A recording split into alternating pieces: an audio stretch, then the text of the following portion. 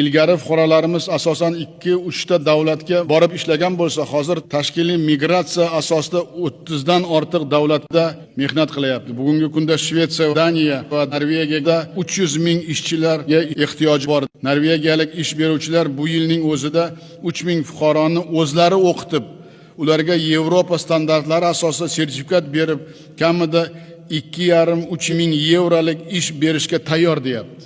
Yoki Shvetsiya grant ajratib, ijtimoiy xodimlarni tayyorlash va bu yilning o'zida 500 nafarni ishga olishga taklif beryapti. Musayev Nurimbetov 1-aprelgacha Shvetsiya, Daniya, Norvegiya bilan kelishuvga erishib, bu yil 5 ming, kelasi yil kamida 10 ming odamni yuqori daromadli ish o'rinlariga yuborsin.